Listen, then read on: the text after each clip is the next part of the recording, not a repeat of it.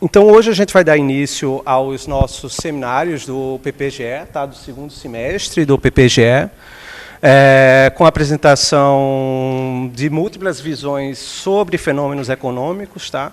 Então, a gente vai tentar trazer, ao longo desse semestre, várias visões, abordagens teóricas e empíricas sobre os fenômenos sociais, tentando dar o caráter mais multidisciplinar possível para analisar esses fenômenos a partir dos nossos seminários do programa de pós-graduação em Economia. Tá?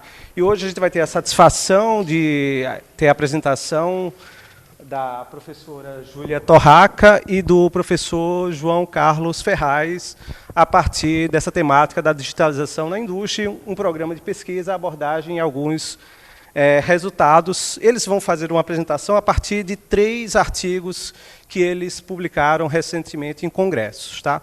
São eles fatores determinantes da trajetória de adoção de tecnologias digitais nas empresas industriais brasileiras, ecossistema de inovações e digitalização, análise da adoção digital entre as empresas da região de Campinas e, por último, em busca do arco-íris, proposta de um arcabouço metodológico experimental para avaliar a digitalização no nível da empresa. Tá? Então, eles vão fazer essa apresentação com base nesses 3 artigos que eles compartilharam conosco. Tá? E quem quiser sentir à vontade, a gente pode compartilhar com vocês, já estão nos anais do Encontro Nacional de Economia da Inovação que ocorreu este ano em Salvador. Tá? E, por último, para passar a palavra para a professora Marta Castilho, fazer uma rapidíssima apresentação de ambos os professores. Tá? A Júlia Torraca é professora adjunta do Instituto de Economia e pesquisadora do Grupo de Indústria e Competitividade, o GIC. Possui mestrado e doutorado em Economia da Indústria e da Tecnologia pelo IE, com estágio doutoral no Institute of Latin American Studies da Columbia University. João Carlos Ferraz é professor titular, recém-titular aqui do nosso Instituto de Economia, tá?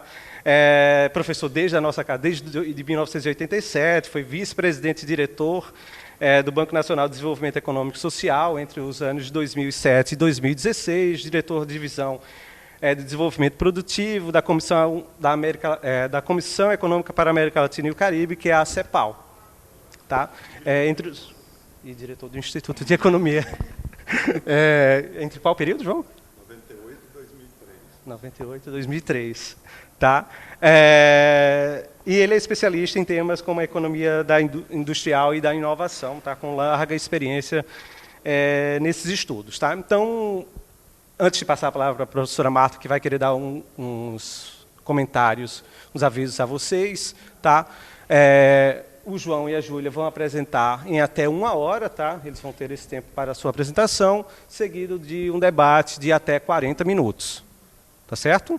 Então é isto, e eu vou passar agora a palavra para a Marta Castilho, que ela quer dar uns comentários. Não, é só um recado para dizer o seguinte, gente, é uma felicidade que agora a gente está voltando, embora hoje o seminário seja do PPGE, existe uma articulação entre os 3 programas de pós-graduação do Instituto e a gente volta a ter o seminário de pesquisa do Instituto de Economia coordenado pelos 3 programas. Então, às segundas-feiras, nesse mesmo horário, cada programa vai organizar e vai haver um rodízio, né? Então é isso, também para convidá-los a passearem também pelos seminários dos outros programas, tá? Que a ideia é justamente que tenha uma maior troca entre os 3 programas. É isso. Bom, vamos lá? Boa tarde a todos.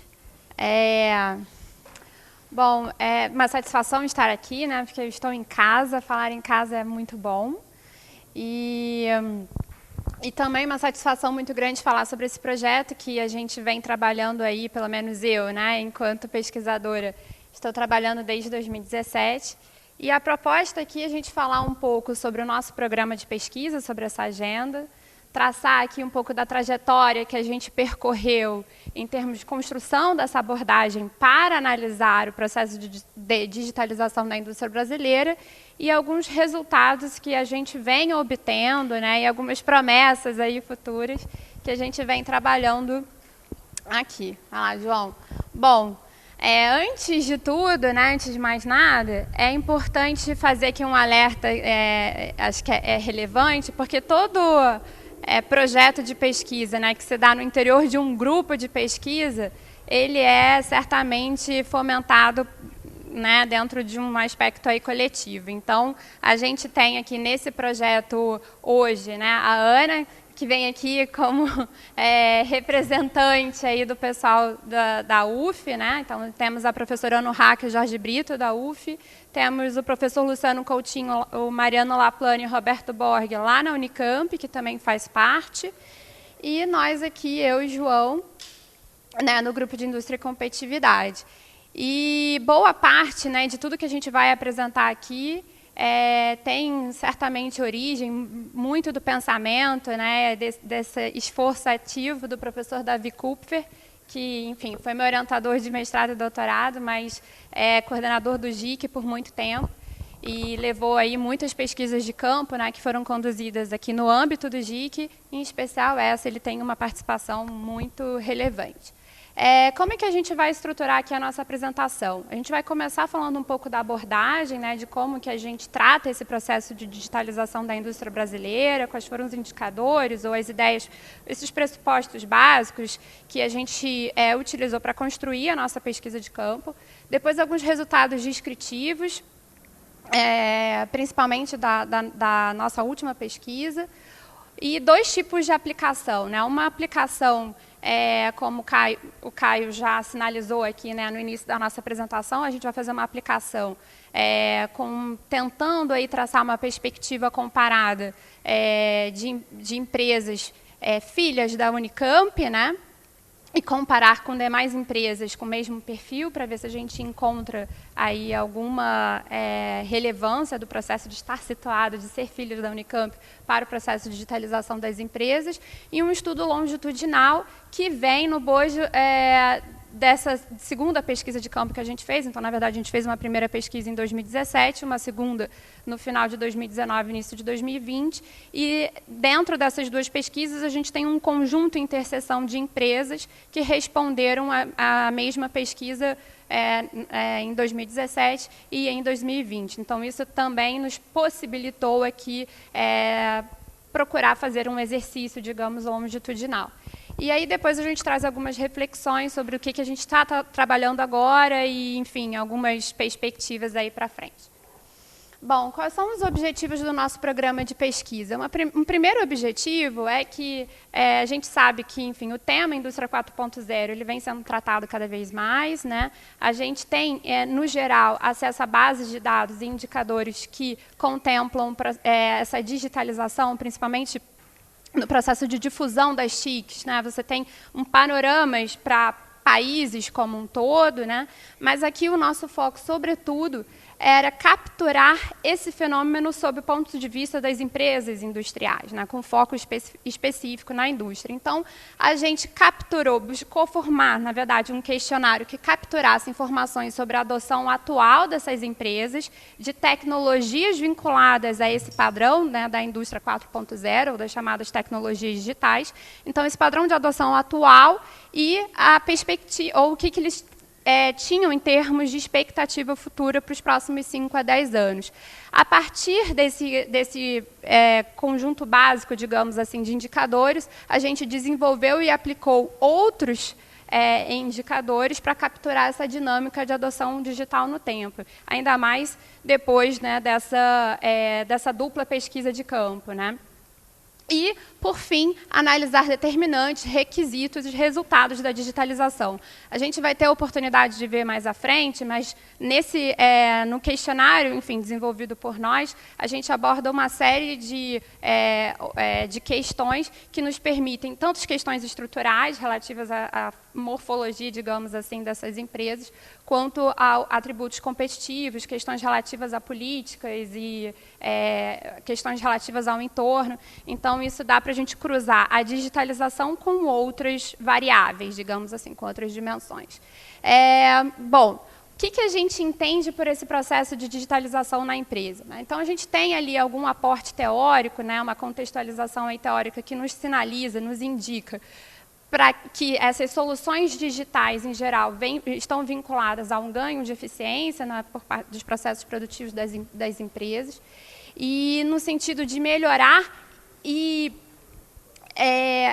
ela pode vir atrelada a diferentes funções dentro dessa empresa, né? Então, não necessariamente uma empresa ela pode adotar tecnologias digitais em uma determinada função, tecnologias essas mais voltadas para a interconectividade, mais de ponta, digamos assim, e, ao mesmo tempo, dentro dessa empresa, ela está em outras funções, adotando tecnologias digitais mais atrasadas, digamos, né? Então, a gente tem aí um foco, no princípio, o foco na empresa.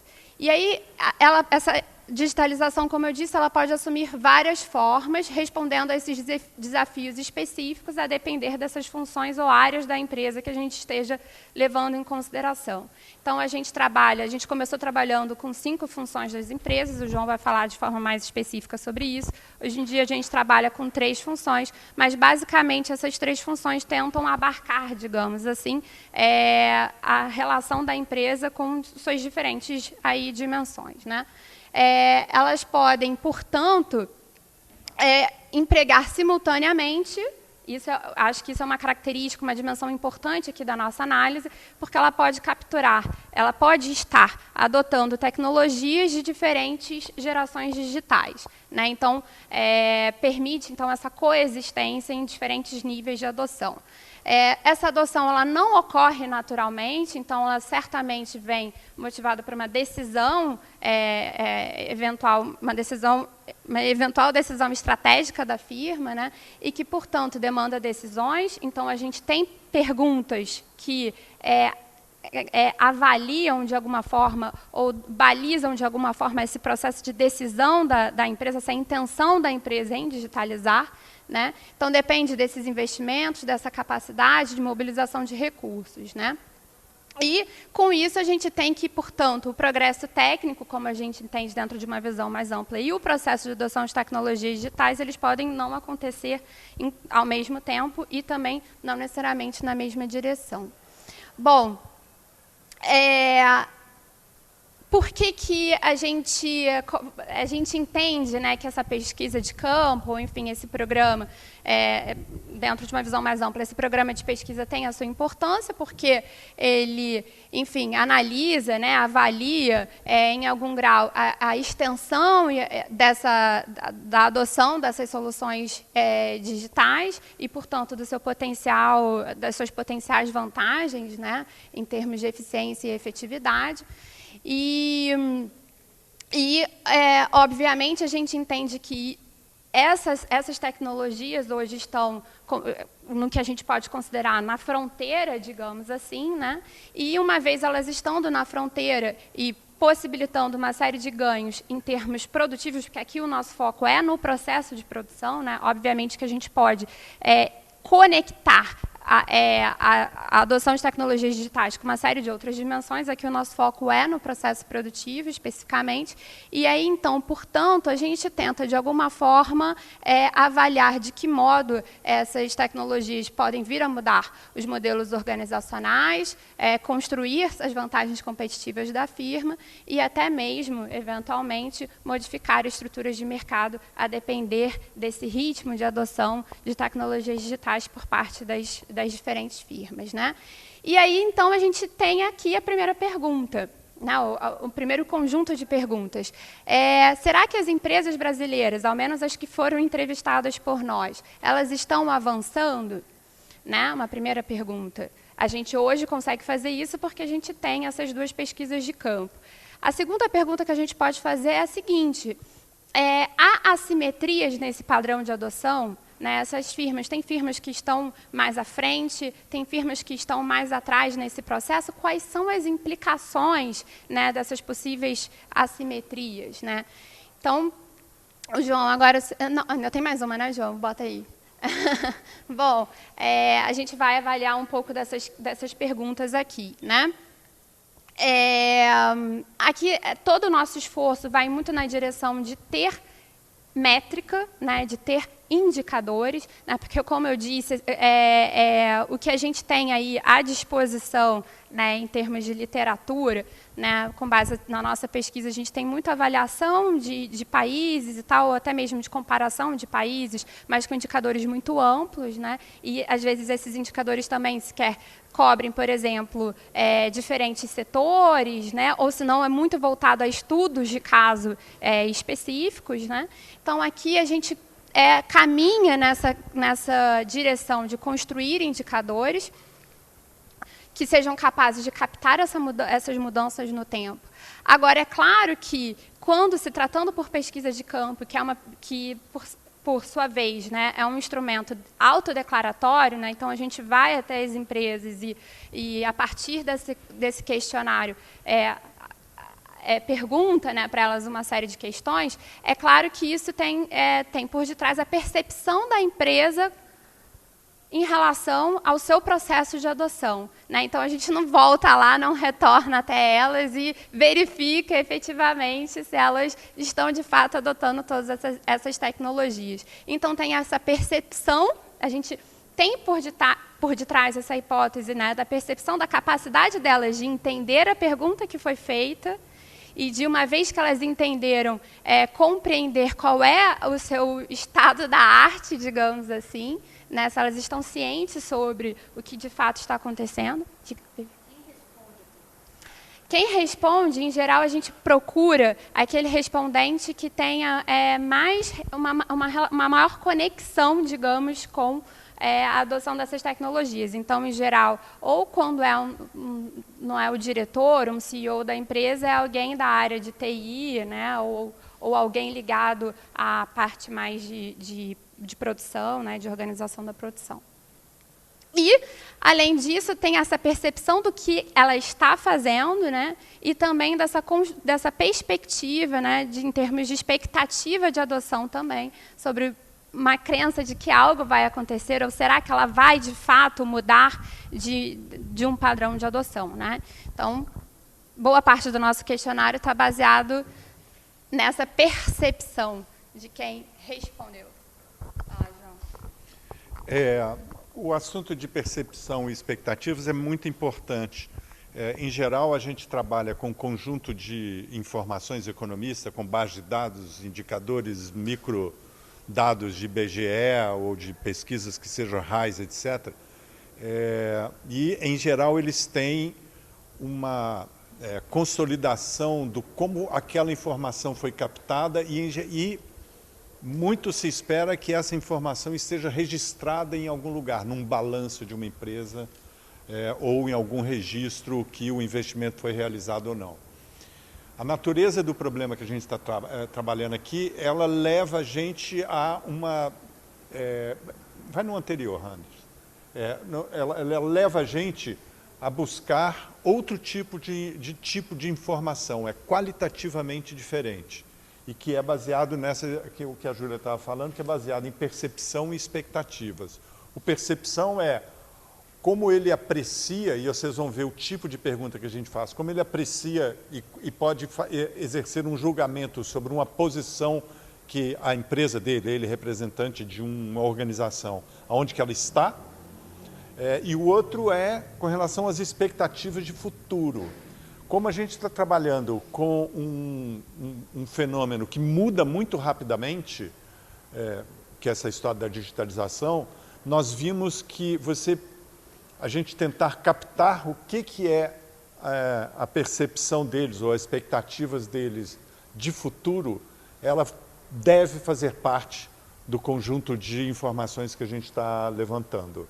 E aí vem como que a gente abordou isso, de como é que abordou a forma de captar a informação sobre o estágio de digitalização atual e futuro das empresas. Então, o que a gente fez, basicamente, foi o seguinte: uma empresa ela é formada por 3 funções. Nós estamos abstraindo, a empresa como ela se relaciona com fornecedores, como ela faz a gestão da produção dela e como ela se relaciona com os clientes. Para além disso, eu poderia ter assim, não, uma empresa tem uma dimensão administrativa. No entanto, dentro da função administrativa, a maneira como eu posso perguntar a ele, ela é tão diversa. Nós tentamos fazer isso na primeira pesquisa em 2017 e os resultados não foram confiáveis. E a outra dimensão é assim, não, ela tem outra, uma empresa desenvolve produtos. Perguntamos o desenvolvimento de produtos na primeira pesquisa também. E vimos que aqui a natureza do problema era diferente. E o problema aqui é que nem todas as empresas têm uma área de gestão, de desenvolvimento de produtos, porque pode não ser o caso, né? Então, uma coisa é você ser uma fábrica de automóvel, outra coisa é ser uma empresa de minério de ferro. Então, o que nós vimos é essas três funções que estão aqui, relacionamento com fornecedores, gestão de produção e relacionamento com clientes, toda empresa tem essa aqui. E ela encerra dimensões essenciais de um processo de digitalização que o nosso era, assim, realmente o que está acontecendo na empresa industrial, não era empresa de serviço. E depois, a Júlia mencionou rapidamente o seguinte, são essas gerações, o G1 a G4 que estão ali. Qualquer um de nós convive com gerações tecnológicas distintas. Na nossa casa pode ter um notebook de 6 anos atrás, um notebook de 2 anos atrás, uma televisão de 0 quilômetros, uma televisão mais antiga. Esse é assim, a informação básica para vocês de por que a gente está se preocupando com as empresas registrarem informação sobre gerações tecnológicas distintas. E essas gerações, vocês veem, o notebook de 6 anos atrás ainda funciona, assim como o notebook mais recente. Só que a capacidade dele de processamento, elas vão ser diferentes. Mas economicamente, levando isso para uma empresa, economicamente a empresa encontra valor em ainda explorar equipamentos com gerações diferentes. Então nós somos obrigados a pensar assim, poxa, tem funções e tem uma digitalização que pode ser mais antiga ou muito recente. O tal do CAD, o Computer Aided Design, o primeiro modelo dele é do final dos anos 50. O CAD do final dos anos 50 não é a mesma coisa do CAD dali da esquina, comprado ou que uma Embraer usa, ou o CAD que é vendido ali no edifício central. São bichos completamente diferentes. Então, esse foi um problema que a gente teve. O segundo problema em geral, as pesquisas você pergunta assim, quantos robôs uma empresa tem? Ou quantos CAD uma empresa tem? Assim, mas qual o significado econômico de uma empresa ter um robô, ou 2 robôs, ou 3 robôs? Se vocês lembrarem do que a Júlia estava mencionando anteriormente, o que importa é a extensividade, o quanto, a abrangência que uma solução, um processo de digitalização cobre numa empresa, e o outro é a intensidade.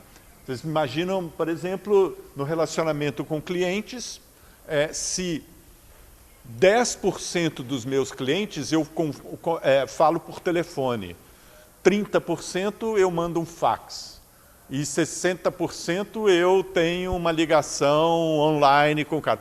Vocês veem que o fax, o telefone ou a ligação em real time são bichos completamente diferentes, e eu falar assim, olha, 60% das minhas operações com meus clientes são cobertas com a última geração, ou 60% é coberto por telefone. Então, a implicação econômica de você ter uma ligação com o seu cliente, ou a gestão da produção, ou a gestão com o seu fornecedor, com gerações distintas e numa intensidade de cobertura, ela faz diferença. Então, a maneira como a gente fez foi o seguinte, a maior parte do seu relacionamento com clientes é feita através essa era a maneira de perguntar. A outra era, poxa, eu não vou perguntar 3 robôs ou 4 robôs, eu não vou perguntar somente a tecnologia mais avançada. Tem isso, né? O robô pode ser um robô de 1980 ou um robô de do ano passado. Então, a gente foi isso com apoio de engenheiros, a gente foi numa linha de procurar qual é a solução digital que o cara utiliza para resolver o problema dele de relacionamento com fornecedores, gestão da produção ou relacionamento com clientes. E aí saímos com 4 gerações. A G1 é naturalmente a mais simples, a G4 é naturalmente a mais sofisticada. Obviamente que no momento que você faz a pergunta, você está congelando o progresso técnico ali, né? Então, se ocorrer uma mudança muito significativa, na sua próxima pesquisa, você deveria estar introduzindo um G5 ou alguma coisa desse tipo. Mas, curiosamente, de 17 para 20, quando a gente fez a segunda pesquisa, a natureza da solução ela permanece. Então, o acompanhamento em tempo real de pedidos de logística e fornecedores, uso web de service para ligar com fornecedores, essa função, essa maneira de solucionar o meu relacionamento, ela permanece. Eu posso ter mais velocidade, mais qualidade, mais integridade, mas a maneira de solucionar é a mesma. Então, esse aqui é um mapa, né, que vocês têm aqui. Eu vou pegar aqui, e aí vem as gerações. Então, a G1 imagine que eu tenho uma máquina de controle numérico, que pode fazer um corte, pode fazer uma operação simples num departamento da produção. A segunda a G2 olha, eu estou ligando esses processos através de controladores lógico programáveis, através de robôs, e o meu processo de produção está coberto parcialmente. O terceiro, eu já estou com o meu processo de produção completamente coberto por sistema, ele 100% das operações são realizadas através de processos digitais. E o último é quando as máquinas conversam entre si. Então, elas já conversam entre si, já fazem ajustes, e eu não, né? O representante, a empresa pode tomar a decisão de delegar para a máquina de realizar algumas operações. Eles identificam um problema e a própria máquina resolve esses problemas. Então, isso aqui foi o mapa que a gente teve, e a gente faz a pergunta de hoje, e fazemos assim, em 5 a 10 anos, onde você vai estar? A expectativa do cara. E a gente ficou assim, poxa, mas o cara pode dar qualquer chute. Obviamente que vocês vão ver na análise à frente, o cara ser G1 hoje e falar que daqui a 5 anos ele vai ser G4, você fala, será? Aí, para isso, nós introduzimos uma questão que tenta ancorar as expectativas deles, que é essa aqui. E para o futuro, além dele falar assim, onde você vai estar no futuro, eu falo assim, tá bom. E para o futuro, o que você está fazendo hoje? Você está fazendo nada? Você está começando a estudar? Você já está planejando? Ou você já está executando uma ação com relação àquele futuro projetado? Aí, se o cara fala G1 hoje, G4 no futuro, e está fazendo nada, você fala, essa resposta não é do todo consistente, né? Então, esse é o mapa que a gente teve. E aí, o seguinte, a ideia de fazer as questões dessa maneira, passei. Ela vem, primeiro que ela foi utilizada, essa abordagem ela foi utilizada num estudo que foi contratado pela CNI, que chama Indústria 2027, em 2017. A mesmo mapa de identificar, o BID contratou um estudo na Argentina, depois a Unido, para fazer o reporte deles, o informe deles bianual de 2020, contratou a mesma abordagem que foi aplicada no Vietnã, em Gana e na Tailândia, para grupos menores de empresa. E agora a gente tem na África do Sul, eles também estão fazendo o mesmo tipo de questões. Isso é o que está sendo feito. E no passado, pesquisas que foram feitas aqui no Instituto de Economia, que foram cenários de formação profissional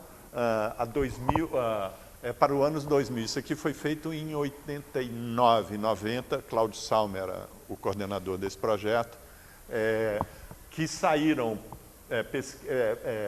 produções de livros depois o estudo da competitividade da indústria brasileira em early 90s, que foi publicado em 94, que também saiu um livro depois.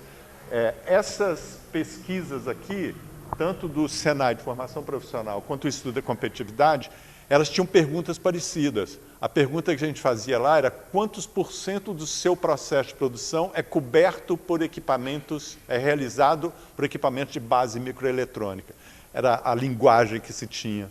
Então, o programa de pesquisa que a gente está realizando hoje, ou nos últimos 5 anos, como a Júlia estava dizendo, ele tem um passado, né?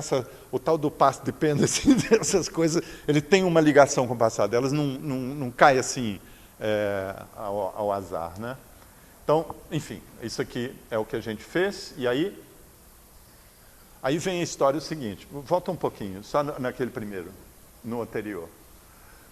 3, 4, 1, 2, 3, 4. Sim? Combinações. Vamos. Então, eu tenho 3 relações, presente e futuro, para essas 3. 4 possibilidades, que é o grau de preparação. A combinação disso é enorme. Aí, pessoas com a cabeça como a Ana Urraca Ruiz, que está aqui, Júlia, que está aqui, eles começaram assim, olha, nós precisamos sintetizar isso. Então, eu vou fazer combinações de indicadores. E, basicamente, o que a gente fez foi de montar todas as pesquisas que vêm desde 2017, é um esforço de sintetizar essas variáveis em uma só.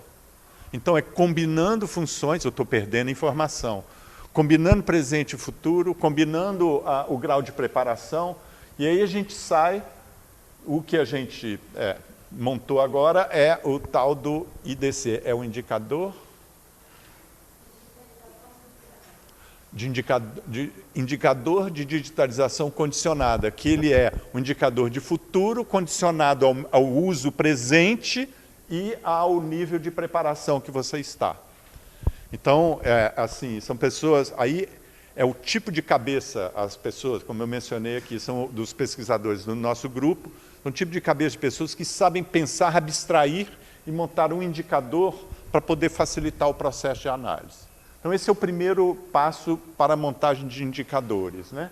E o segundo, desculpa, e aí, basicamente, o seguinte, foram feitas tentativas distintas, que estão aqui as referências, e no final, quando você monta esse indicador, a gente começou a ver que você poderia encontrar empresas que estão muito avançadas, empresas que estão muito atrasadas e empresas que podem estar no meio. E aqui, uma homenagem ao Abramovich, que ele faz um estudo dos Estados Unidos, 86, ele faz um estudo dos Estados Unidos relativamente aos seus competidores, usando país, e ele faz uma tipologia de países que fazem o forging ahead, empurrando, os países que estão o catching up, depois caiu na boca do povo o tal do catching up, e países que estão lagging behind, que estão ficando para trás.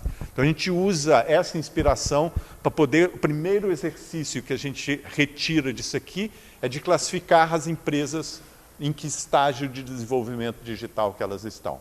Esse é o primeiro. Aí vem o segundo. Aí, fizemos isso. Muito bem. Agora, como é que eu vou... como é um avanço? Como a Júlia indicou, a gente está preocupado não só em identificar a posição relativa, mas também de identificar que tipo de determinantes e que tipo de requerimentos que uma empresa tem associado ao processo de digitalização.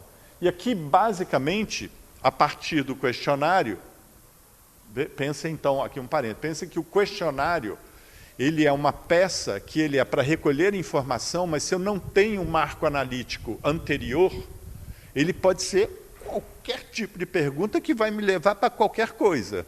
Então, o questionário nosso, ele tem a experiência de pessoas com feeling de economia industrial como o Davi, e que a gente montou algumas questões nele que permitem a gente identificar, no processo de análise, quais são os determinantes, tipo tamanho, setor, quais são os requerimentos, tipo qualificação da mão de obra, ou a infraestrutura digital. E os resultantes disso, o que ele vai implicar em termos de competitividade, sustentabilidade na posição da empresa relativa. Lembrando da pergunta inicial lá, falando assim, olha, pode ser que a digitalização traga vantagens competitivas e implique mudanças numa estrutura de mercado. E a pergunta nossa é basicamente uma pergunta clássica dessa instituição, ou de abordagens mais estruturalistas, que vendo a indústria brasileira está indo na direção de um processo de convergência, do ponto de vista de todos irem avançando num processo, todos estão avançando e há um processo de inclusão digital, entre aspas, ou nós estamos assistindo um processo que não é tão convergente assim e pode implicar diferenças dentro de uma estrutura industrial. Vocês vão ver os resultados quando a Júlia começar a falar agora dos resultados. Certo? Então, quer que eu fale isso aqui? Posso falar. Muito bem. Então, em 2017, a gente fez uma pesquisa de campo, o questionário era essencialmente o mesmo. Ele foi feito pela CNI, a responsabilidade de recolher as informações foi da CNI, nós tivemos pouco controle de qualidade sobre o processo e tivemos um painel de 750 respondentes de vários setores. Ele não é representativo você não pode expandir a amostra no sentido ibgeano da vida, mas esse era um painel que dava um feeling do que está acontecendo com a indústria.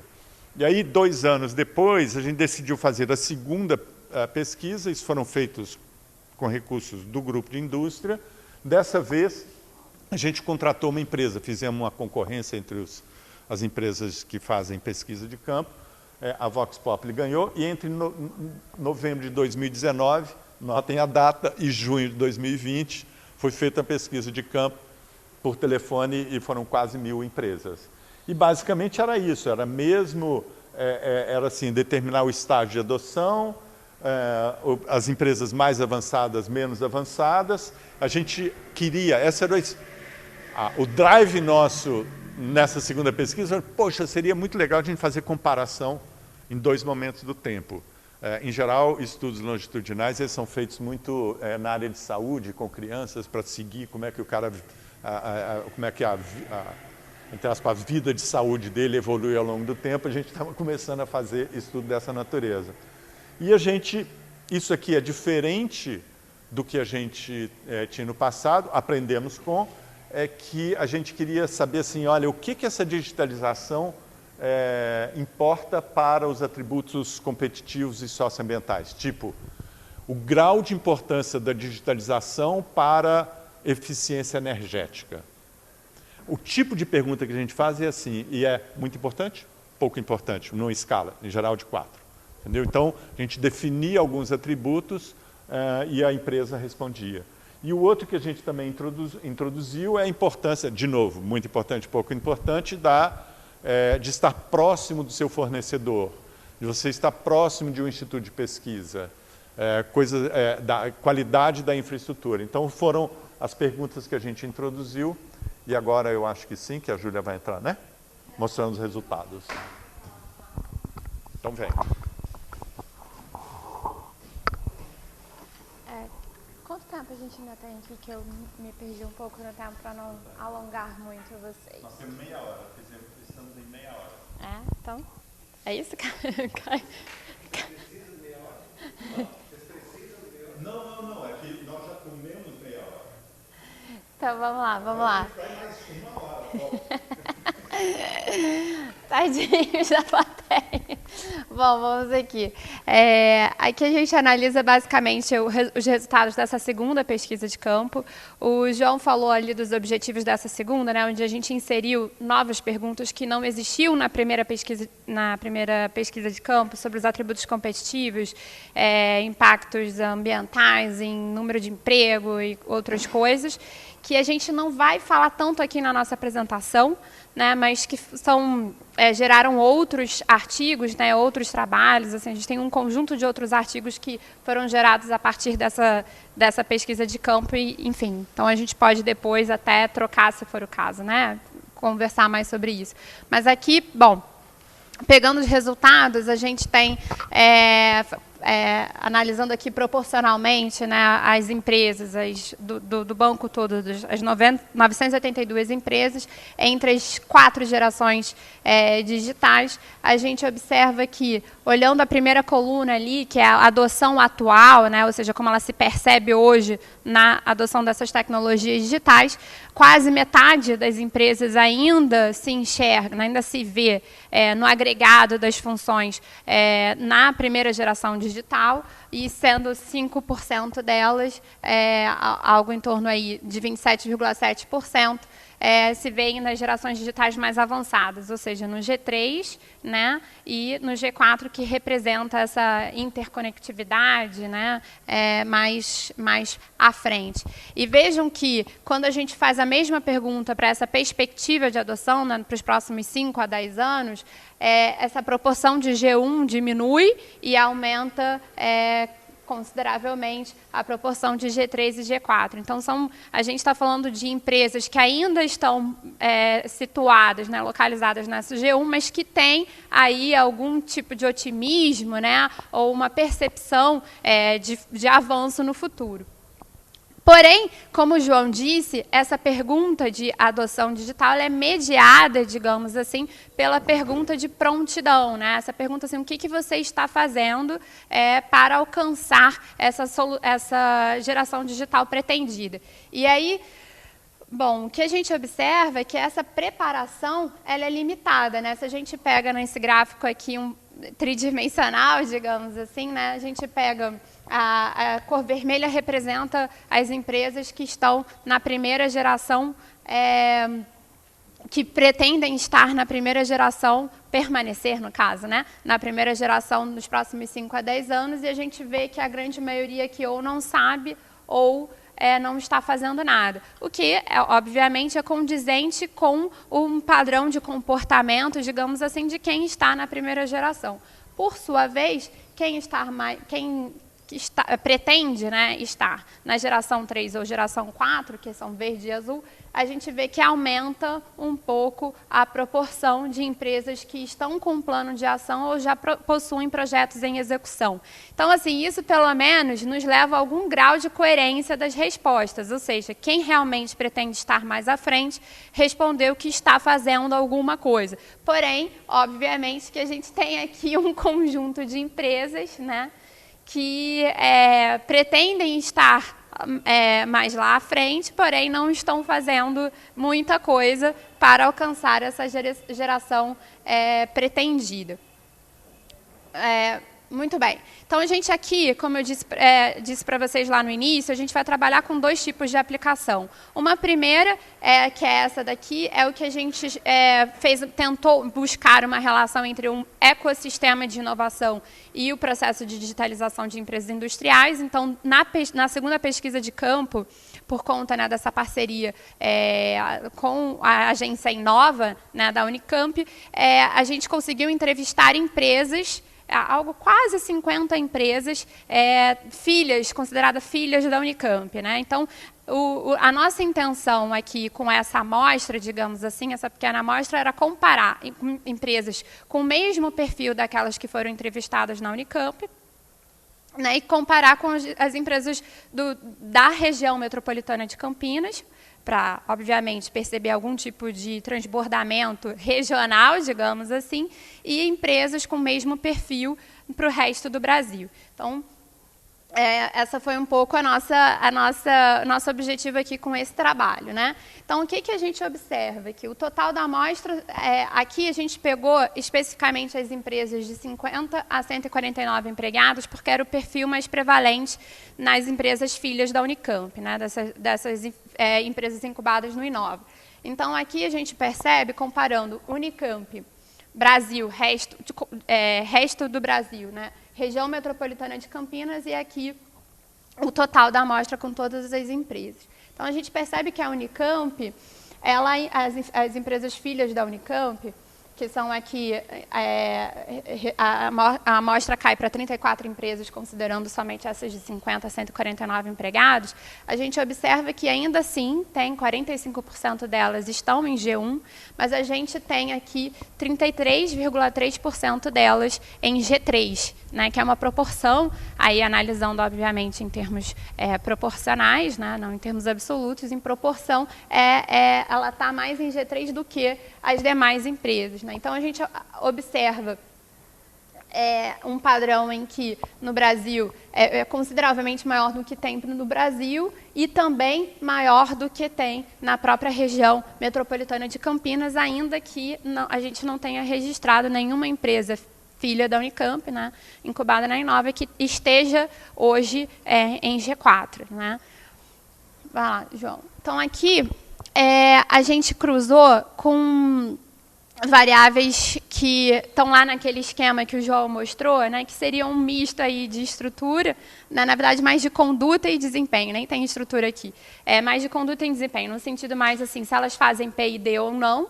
A gente fez essa pergunta para elas, se elas conduzem atividades de P&D e se elas conduzem atividades de treinamento relacionadas à digitalização, né? E se elas exportaram ou não. E aqui o que a gente observa? As empresas filhas da Unicamp, elas não são empresas com um perfil exportador, o que já era esperado, porque muitas delas, na verdade, oferecem soluções para empresas, para outras empresas aqui brasileiras, elas não têm esse perfil realmente de exportação, né? Em geral, são empresas menores e tal. E diferente um pouco, né, do perfil da própria região metropolitana de Campinas. Mas, em relação à pesquisa e desenvolvimento, a gente vê que, proporcionalmente, as empresas filhas da Unicamp fazem mais, na verdade, responderam mais sim, né, que conduzem atividades de P&D internamente, comparativamente ao Brasil, até mesmo a própria região metropolitana de Campinas. Então, é um resultado aí que nos sinaliza que, possivelmente, esse indicador é um indicador significativo ali, considerando as empresas filhas da Unicamp. Né? E, em relação a treinamento, a mesma coisa. Então, a gente tem que 76,5% delas conduzem treinamento voltados para a digitalização, comparativamente às empresas do Brasil, e até um pouquinho mais do que as empresas da região metropolitana de Campinas. Então, o que a gente observa? A gente tem um padrão para o Brasil, Campinas vai um pouco melhor, e as filhas da Unicamp, digamos assim, vão além, né? Aqui, pelo menos, proporcionalmente. Vamos lá. Aí aqui a gente fez uns primeiros exercícios, né? Como a natureza dos nossos dados é eminentemente categórica, né? A gente está falando de uma pesquisa de campo. Então, os primeiros exercícios que a gente fez foi para encontrar análise de significância entre essas variáveis e rodar umas primeiras regressões logísticas aqui, ordenadas, porque a gente está utilizando como variável dependente aqui o que a gente chama de tecnologias digitalmente avançadas, ou seja, a proporção de G3 e G4, as empresas que estão em G3 e G4 em relação às que não estão. Né? Então, a gente, assim, rodando aqui esse primeiro resultado, mais para a gente ver a comparação entre pertencer ou não à região metropolitana de Campinas, né, e estar ou não vinculado à Unicamp. Então, a gente percebe que estar vinculado à Unicamp aumenta em 71,5% a probabilidade dessa empresa estar em G3, né, principalmente em G3 ou em G4, e que ser vinculado à Unicamp e que ser vinculado à região metropolitana de Campinas também aumenta essa probabilidade. Obviamente que o porte, que a gente não pôde mostrar outros resultados, né, de outros artigos que a gente fez, mas a gente já fez alguns outros estudos comparando a adoção de tecnologias digitais avançadas com variáveis estruturais como porte, pertencer a um setor digitalmente avançado e tal. Então, em geral, porte, pertencer a um setor digitalmente avançado e outras tantas características estruturais usualmente conhecidas por nós tendem a ser significativas para esse padrão de adoção. Vai lá, João. Aí, quando a gente insere essas variáveis mais de conduta, digamos assim, que estão, na verdade, suscetíveis a uma escolha estratégica da firma, né, que é, por exemplo, realizar P&D ou não, ou realizar treinamento ou não, a gente vê que são variáveis que são significativas, né, e que atuam positivamente no aumento de probabilidade de se adotar ou não. Então, na verdade, quando a gente pega insere, né, essas variáveis, a gente percebe que, de alguma forma, essas empresas de Campinas, né, vinculadas à Unicamp, elas, de alguma forma, ao realizarem P&D, ao realizarem treinamento, isso faculta elas, né, no caso, adotarem também tecnologias digitais mais avançadas. Vai, João. Esse foi o primeiro resultado. Então, assim, aqui eu esqueci de falar, acho que é importante fazer um aviso, que eu estou comparando empresas com o mesmo perfil, né?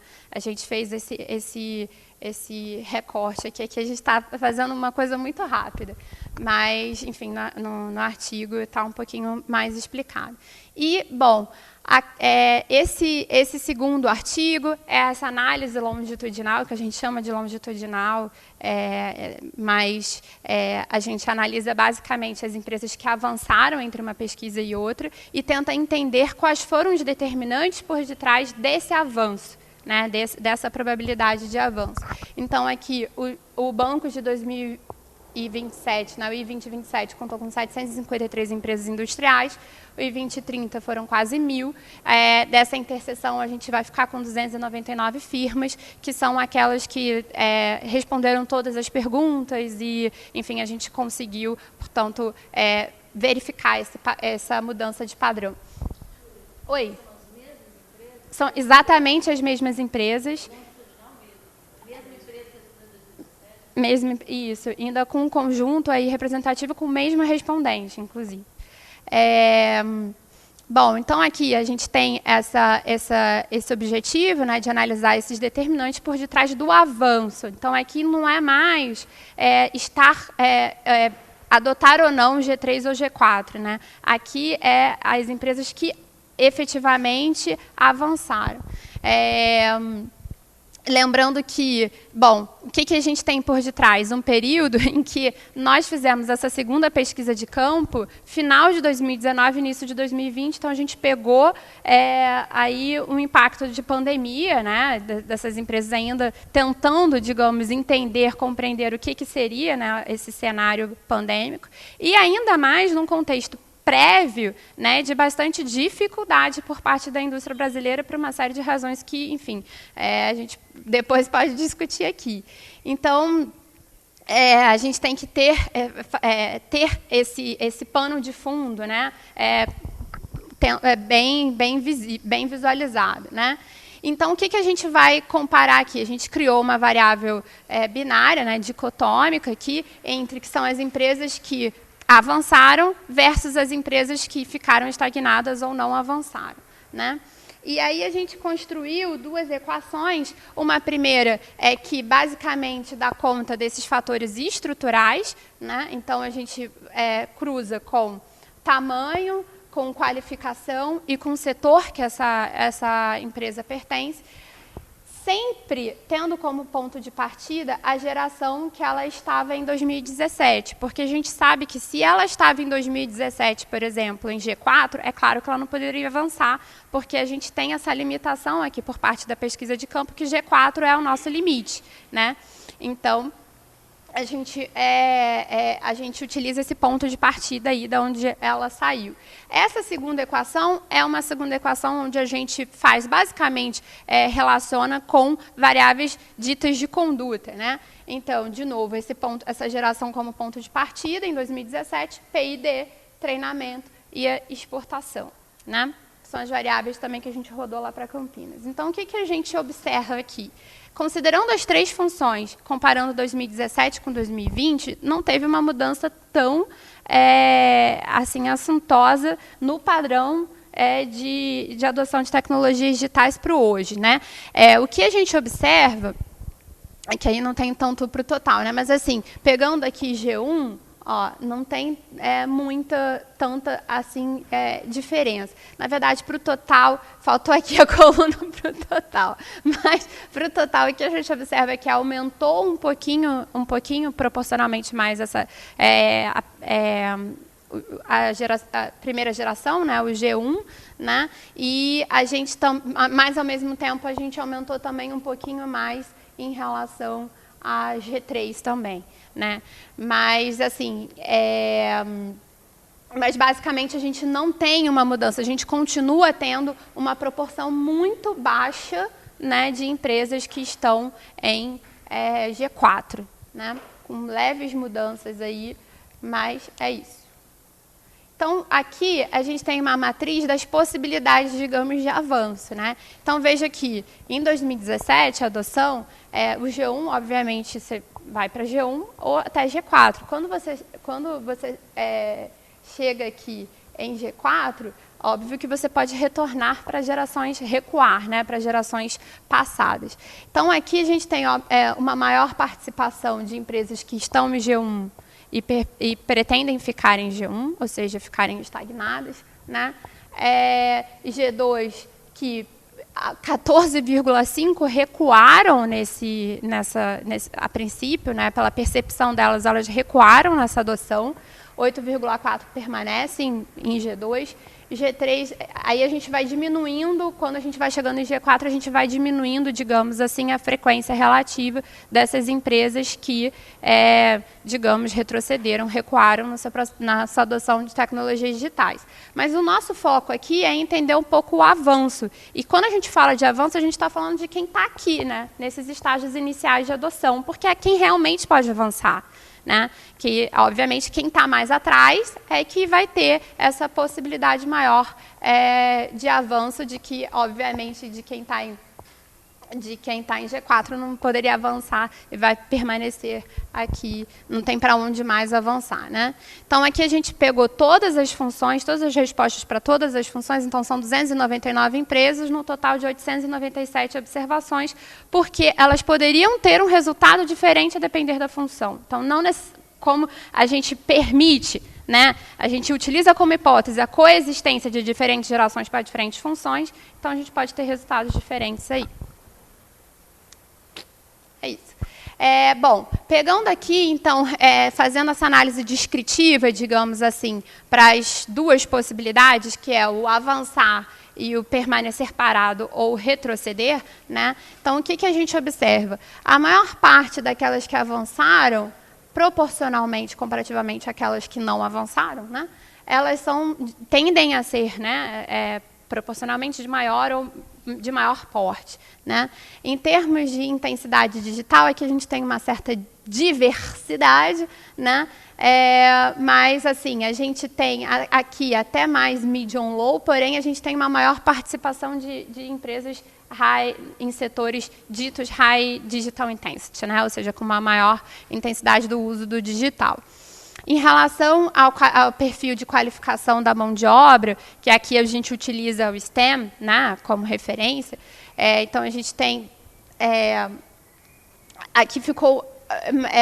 o resultado mais assim, contraintuitivo, digamos, porque a gente vê, se a gente pegar aquelas empresas que têm uma maior proporção de profissionais relacionados à ciência, tecnologia, educação e matemática, elas você tem uma proporção aqui menor do que o low, medium, low, né? Então, é um resultado um pouco contraintuitivo. A gente tentou muito entender esse resultado, vem tentando, né, Ana, entender um pouco desse resultado, porque essa variável de qualificação de mão de obra ela tende a não ser significativa ou não caminhar na direção que a gente espera que ela caminhe.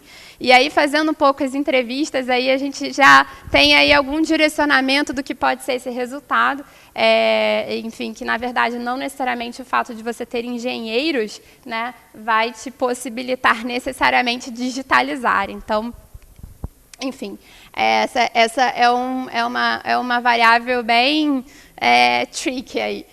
Em relação a treinamento, então aquelas que avançaram, quase 85% realizaram treinamento, quase 81% realizaram P&D, e aí a gente tem um padrão de comportamento muito distinto em relação àquelas que ficaram estagnadas ou recuaram, né? E para a exportação também a mesma coisa, né? Sendo que para treinamento e P&D é mais. E aí aqui, de novo, a gente, nessa primeira equação aqui, em que a gente considera basicamente as variáveis estruturais, né? Como era de se esperar. O que tem de significativo aqui? A gente tem de significativo que a adoção em 2017 ela é representativa, né, pro modelo. Então, quem está mais à frente, aí porque a gente está pensando numa regressão logística ordenada, né? Então, quem está mais à frente tem uma menor probabilidade de avançar, que é o que a gente imagina, né? Então, quem está em G4 ou quem está em G3 não tem muito para onde avançar. O tamanho é significativo, então aumenta em 33,8%, ter maior porte aumenta em 38,8% a chance de avançar, pertencer a um setor High Digital Intensity aumenta em 117% a probabilidade de avanço, né? E aqui a qualificação mostra que medium, low e high, né? Reduz a probabilidade de avanço. Então, essa variável que ficou um pouco... Oi? Você não tem como colocar o skill level interagindo com a posição que a empresa está?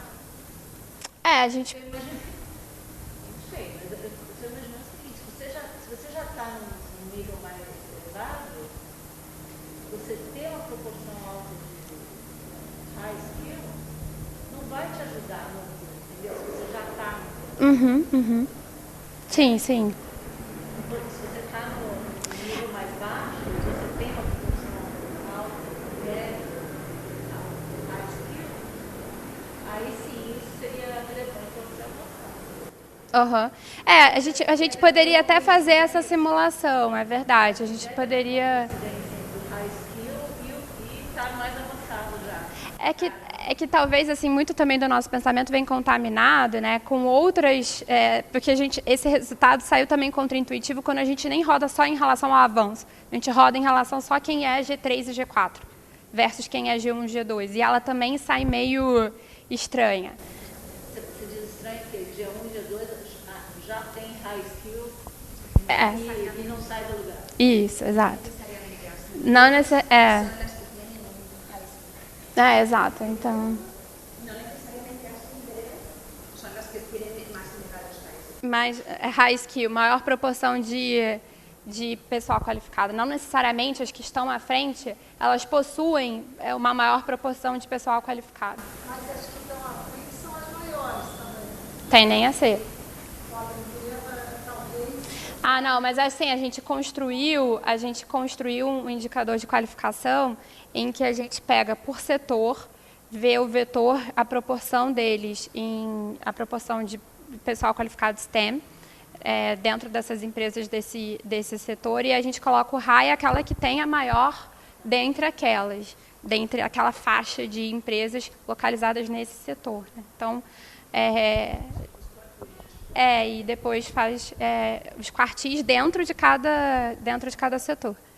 Mas, enfim, é uma variável complicada. Eu acho que a gente precisa avançar muito aí em como melhor desenhar essa variável, o que é essa qualificação de mão de obra.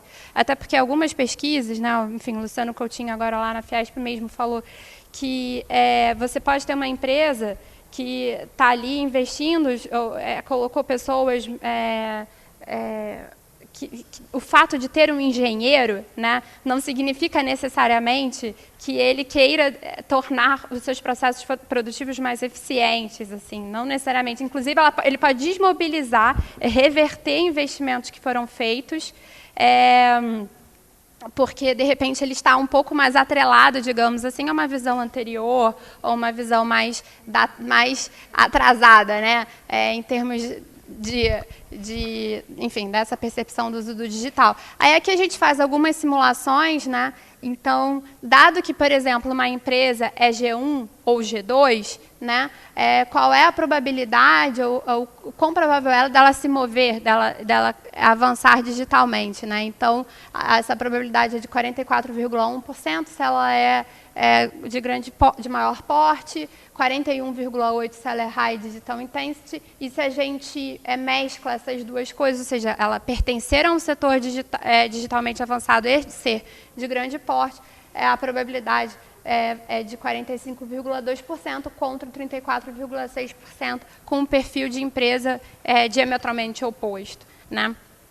Então, aqui a gente já tem um pouco essa indicação assim, de quem vai avançar, tradicionalmente aquele que possui mais recursos, eventualmente reúne aí um conjunto de capabilities, digamos, para realizar esse avanço. Essa equação aqui, por sua vez, pega essas variáveis de desempenho, uma variável de desempenho, se a gente for considerar a exportação enquanto desempenho, e variáveis de conduta, P&D e treinamento.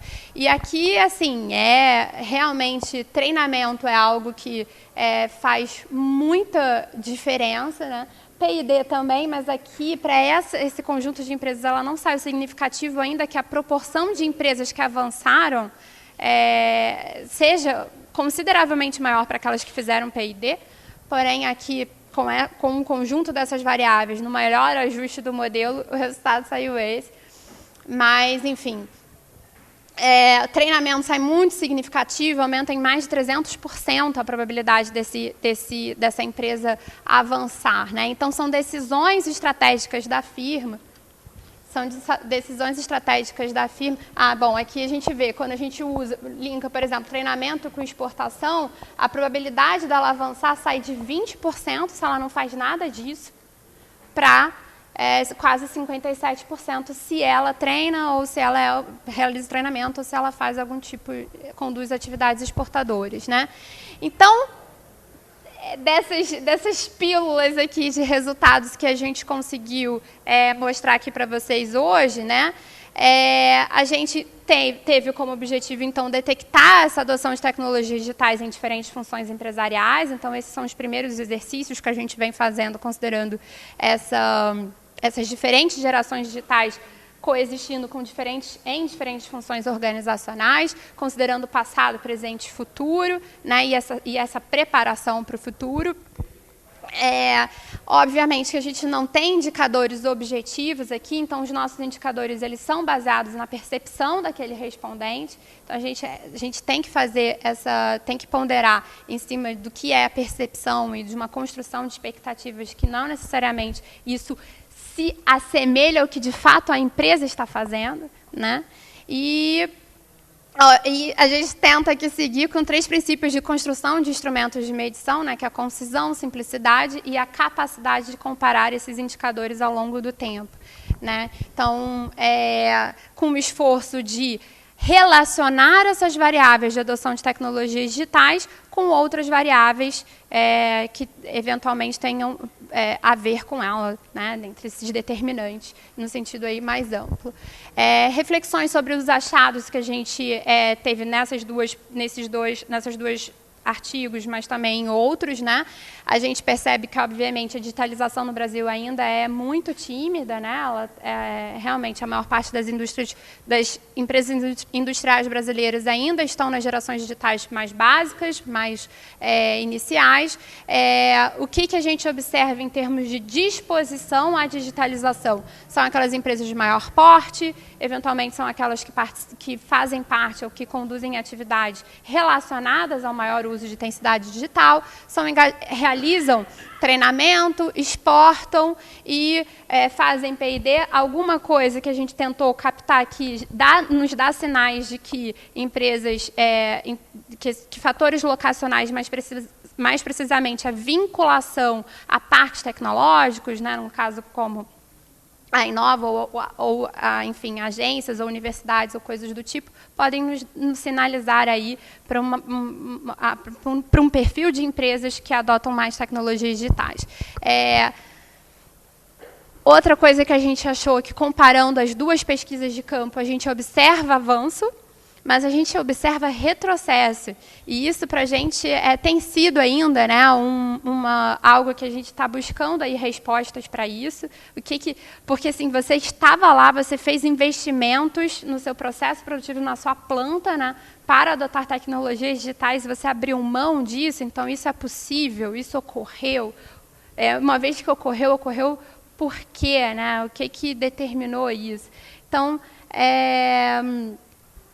algumas sinalizações, talvez porque foram pessoas diferentes que responderam a pesquisa de campo, mesmo sendo as mesmas perguntas, mesmo sendo a mesma empresa, você pode ter, por conta da percepção, variações, né, nessa resposta. Um pouco de prudência. A gente observa que, na pesquisa de campo de 2020, né, as perguntas foram, digamos, mais pessimistas, assim, entre aspas, né? O que, na verdade, talvez isso possa indicar um melhor entendimento até do que é a digitalização, um melhor entendimento do que elas de fato estão fazendo. Então, pode ser apenas uma revisão de percepção, ou enfim, eventualmente uma resistência, né, de alguns gestores ou de donos e tal, que a gente também já captou essa possibilidade por meio de entrevistas, né? Então, pode ser porque a cadeia de valor aqui no Brasil, né, onde essa empresa está situada, de fato, ainda não está digitalizando ou retrocedeu, ou pode ser efeitos de pandemia, pode ser um ambiente macro aí bem hostil para a indústria brasileira e que permaneceu, ou que, enfim, se tornou ainda mais difícil. A gente está tentando tornar mais mapear aí, desvendar essas matas. Bom, você fala, João? Não, por favor, fale. Você vai finalizar. Bom, então vamos lá. A gente tem questões em aberto e o que a gente está fazendo, esse é o último slide, para vocês não cansarem muito aqui desse falatório sobre digitalização, né? Então, a gente tem aí o que a gente observa são padrões muito em que existe aí um padrão diferente, né, nesse processo de adoção de tecnologias digitais. Então, até que ponto isso a gente tem um artigo, na verdade, nosso aqui, né, eu, Ana, João, Jorge, em que a gente discute um pouco sobre essa questão da heterogeneidade digital, onde a gente faz, inclusive, comparação com os outros países da Unido, né, em que a gente aborda até que ponto existe essa heterogeneidade digital e quais são as suas implicações, né, desse processo, portanto, que tende a ser, aí, pelo menos para o que a gente vem visualizando, bastante assimétrico, né. Então, isso, por exemplo, pode nos dar indicativo até mesmo de um processo de concentração, digamos assim, em empresas que já tinham perfil para fazer isso, que continuam fazendo, e como é que a gente, então, trata das empresas que, eventualmente, não reúnem essas condições prévias, né, e como é que elas quebram, digamos assim, esse padrão, né? Atualmente, o que a gente pretende fazer? Existem inúmeras outras perguntas da pesquisa de campo que ainda não foram devidamente exploradas. A gente já tem uma indicação que as empresas que são digitalmente mais avançadas, elas têm uma melhor noção dos seus atributos competitivos, elas têm uma melhor noção dos seus objetivos de sustentabilidade e, por sua vez, aquelas que não são digitalmente avançadas, estão em G1 e G2, elas não têm uma clareza ou não souberam responder o impacto em termos de competitividade, ou impacto em termos de número de empregos, ou impacto em termos de sustentabilidade. Então, existe aí uma ignorância, digamos assim, por parte daquelas que também estão mais lá atrás, né? Esses são os primeiros resultados em relação às demais perguntas da pesquisa de campo que a gente precisa ainda nos debruçar mais. Tem perguntas sobre fatores de entorno, tem perguntas sobre políticas públicas também, que a gente ainda não mapeou por completo, né? Por conta muito do recuo que a gente observou nas duas pesquisas, a gente entendeu que a gente precisava talvez conversar um pouco mais com essas empresas e entender o que significa esse recuo. E aí a gente realizou um grupo focal com empresas selecionadas, a gente já fez isso, com empresas que... esse primeiro grupo focal, basicamente, foram com empresas que avançaram. Então, a gente perguntou para elas quais foram os fatores, digamos, que determinam... Se era aquilo mesmo que elas responderam, se a gente confirma essas respostas, né? Quais foram os fatores que estavam por detrás desse avanço, e limitadores ou facultadores, né? E realizamos também entrevistas individuais com aquelas empresas que recuaram. Então, assim, a gente já tem aí algumas questões mais, umas respostas mais, assim, bem interessantes do porquê, quais foram esses fatores limitadores, digamos assim, desse processo de adoção. E hoje, sob o ponto de vista eminentemente metodológico, né, o que a gente vem fazendo? A gente está aí numa busca por padrões, identificar padrões nas duas pesquisas de campo. Então, e compará-las, né? Então, a gente vem utilizando técnicas de machine learning e de lógica fuzzy para ver se, tentando investigar assim, esse padrão de adoção, principalmente de formação de expectativas, utilizando outras abordagens metodológicas. É isso, muito obrigada pela atenção de vocês e paciência.